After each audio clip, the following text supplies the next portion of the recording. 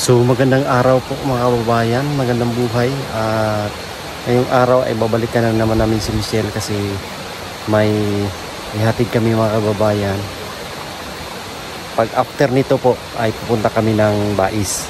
So ngayong araw mga kababayan is pupunta kami ng Bais. Kita-kits po tayo dyan mga kababayan at maghahanap din kami dyan or mag-scout ng matutulungan.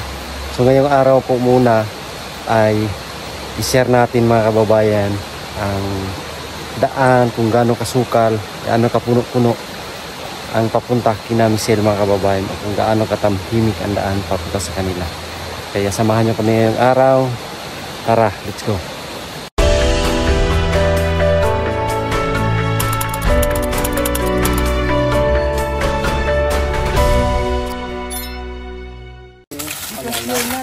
Sweet na dalawa.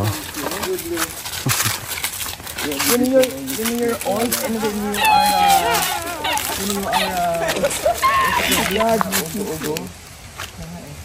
follow me. There is the right way, Madam Tia.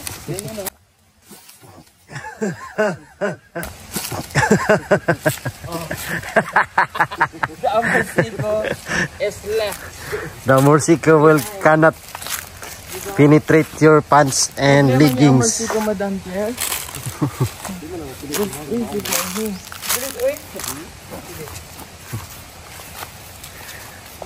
Where are we going, Madam Chair?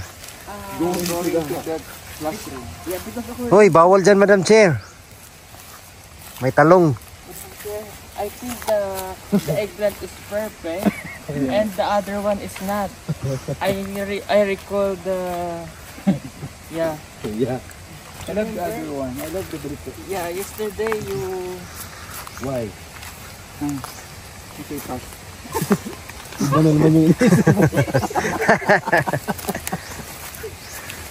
Madam Yola is good in English.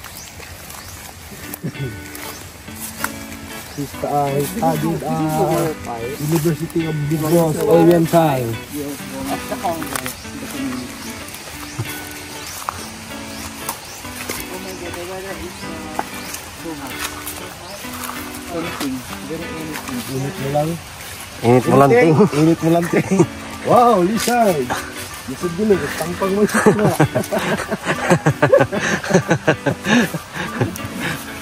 Bastos.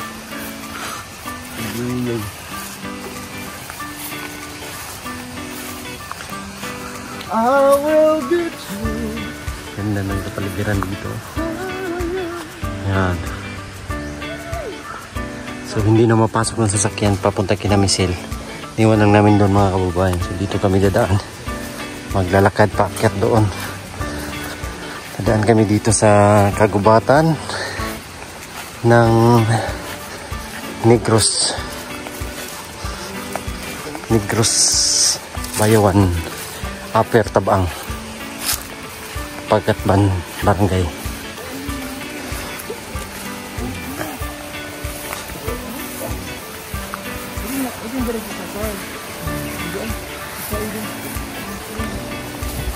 Oh, di mo malubog ilang kuan.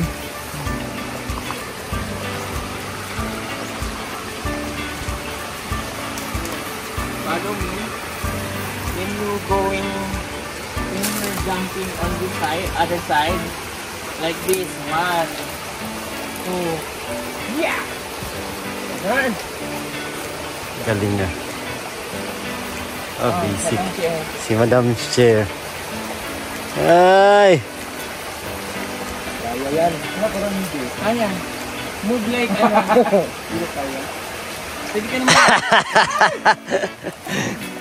Di ko kaya. Yan, ganito kami mag-mission po mga babayan. Lakad-lakad.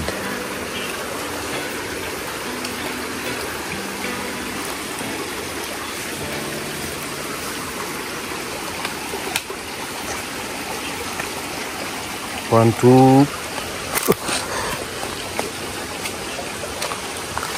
Ito yung daan papunta kina Michelle mga kababayan. Grabe masukal. Ang tahimik. Yan naman, puno-puno.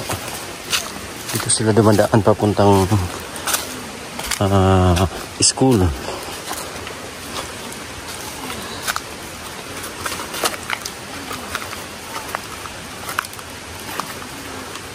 na yan?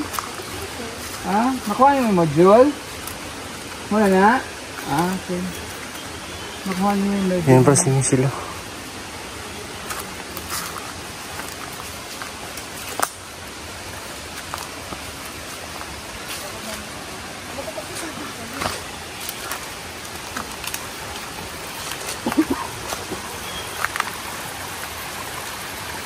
Yun, nagkuha ng module. Shortcut pala yung dinaanan namin. So dito pala dumadaan sila Michelle. Oh. Yan. Ayan si Michelle, kumuha ng module niya.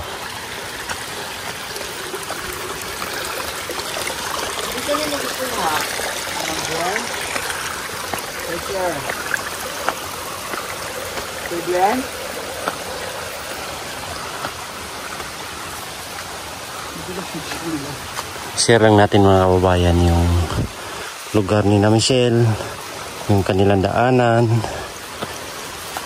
saan sila dumadaan, o yung ano yung forma ng kanilang lugar. So ganito po, ayan, ang daanan sirang-sira, kaya maglalakad lang po dito paakyat sa kanilang bahay or papunta sa kanilang bahay po. Ganito po yun. Dito po, mayaman po sila sa tubig dito. Ayan o, kahit sa daanan may tubig. Umaapaw. Dito o. Umaapaw yung tubig.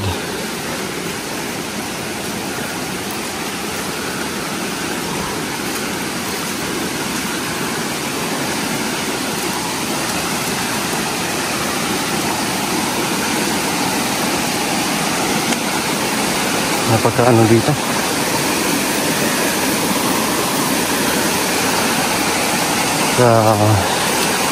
Tahimik.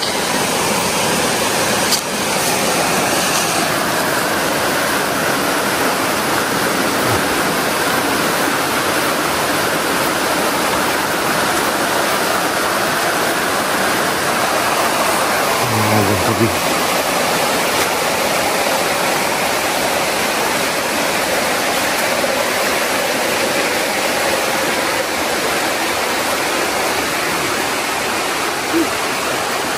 Kapoy.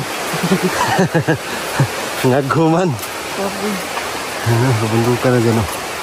Sige na Michelle. Nandun sa unahan. So mga nasa 30 minutes siguro paglalakad. Medyo malayo rin mga kababayan. Oh, yung ano nila dito. Yan. Wiring natin mga huni ng ibon, saka agos ng tubig or daloy ng tubig sa dyan sa kanal or irrigation papuntang palayan yan. Ano, napakaganda rito po.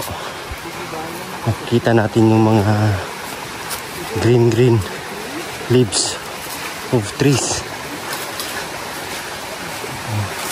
Dito tayo sa kabundukan. Feel na feel rin natin dito mga kababayan yung parehas sa Mindanao, sa Davao, sa Bukidnon, sa Agusan, saka sa Talaingod. Yung bahay nila hindi pa yan, doon pa sa unahan. Dito kami inabutan ng baha ng lakas ng ulan. Dito kami tumuwid nun.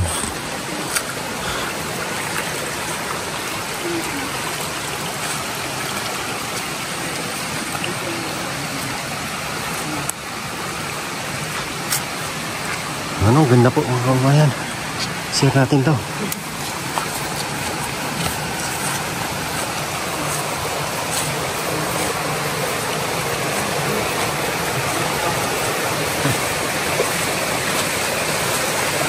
Sir Paul, ay nandun na. Wow. Ganda ng irrigation, no?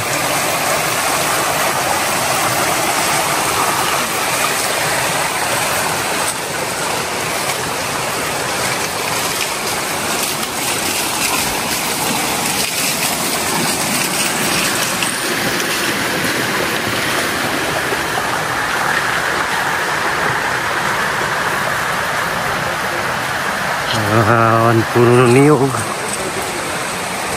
Okay. Kaya, masaya.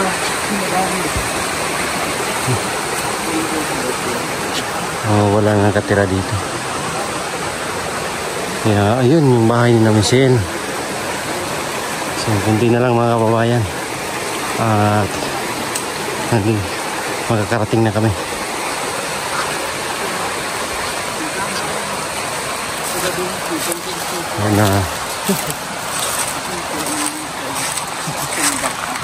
Yan. Ayun nga at na-share natin mga kababayan ang papunta rito sa kina Michelle kung gaano kahirap ng pagpunta namin dito. Thankful kami kasi meron kaming guide para makita o meron kaming kasamahan na si Mother Gina na nagsabi sa amin at nagsama dito sa kina Michelle kasi kailangan ng tulong ni na Michelle. Si Michelle kasi po ay mahiyain, so pinuntahan na pala dati to ng mga teachers pero hindi nila nakausap, pero yung team ang pumunta ay talagang ayan nakausap at natulungan, nabigyan ng tulong mga kababayan. Ngayon isa ng scholar si Michelle ng Pugong Biyahero Team. So laking tulong po at masaya kami na si Michelle ay nagpatuloy na sa kanyang pag-aaral. So andito na po kami mga kababayan. So, yung bahay nila. Ayan. So paligid-ligid. Ganyan marinig natin yung mga huni ng ibon, huni ng mga gamo-gamo o mga insekto ang ating marinig dito mga kababayan kasi yung nakapaligid dito is gubat. Yan. Merong mga bahay dito pero wala lang nakatira dyan. So ang nakatira na lang dito po ay sina Michelle at yung mga kapatid niya. Ito yung kanilang lugar. Upper Tabang, Barangay Pagatban, Bayawan City. Yun po yung lugar nila. Kaya nakagubatan po ito dito lahat mga kababayan. Walang katao-tao. Napakatahimik. Yung agos ng sapa yung marinig natin at mga huni ng ibon dito sa kanilang lugar. Ayan o. Ayan po. Mga puno-puno ng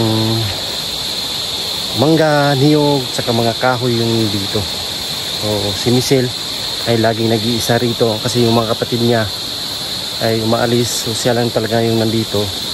Napaka tawag dito, ang tawag sa amin is mingaw or yung tahimik na tahimik dito sa kanilang lugar mga kabayan.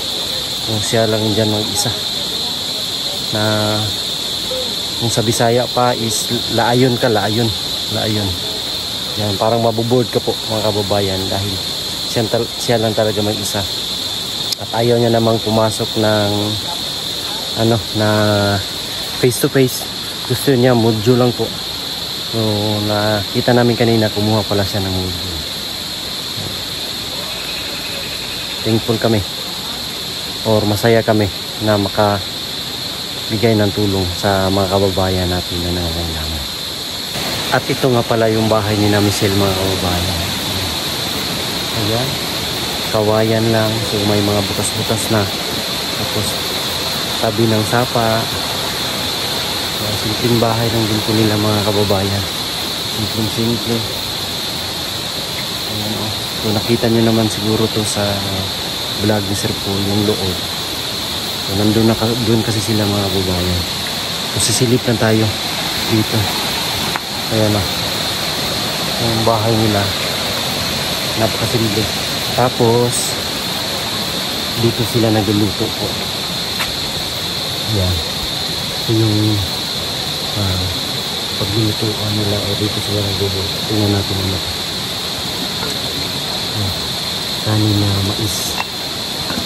Kanin na mais po yung nakasain dito. So masarap din yan mga babaeng yung kanin na mais kasi healthy po yan sa mga may mga diabetes. Pwede nyo pong mais yung kakainin ninyo Kasi low sugar to mga kababayan.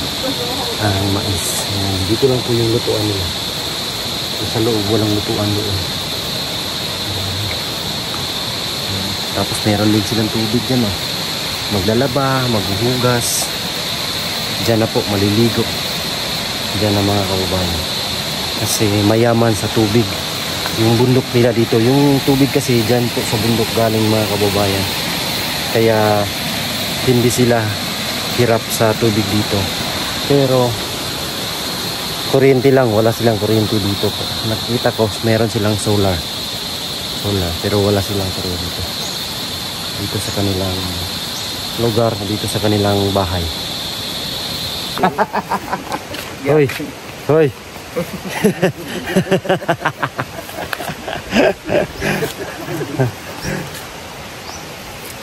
Yan, uwi na kami at kita kami ng bais.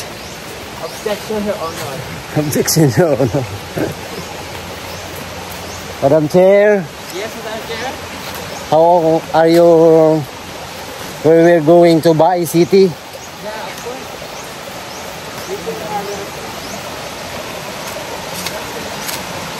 Punta kami ng Bais mga kababayan at i-share din natin mga kababayan yung aming pagpunta doon para naman nang sa ganun ay para kayong andito kasama namin sa aming mga paglalakbay araw-araw, pagmimisyon at pagbibigay ng tulong sa iba't ibang dako ng Pilipinas. Ayan, halos nalibot na namin lahat-lahat or sana malibot namin yung buong Pilipinas mga kababayan sa pag-atid at paglaganap ng tulong sa ating mga kababayan na nangangailangan. Let's get it on.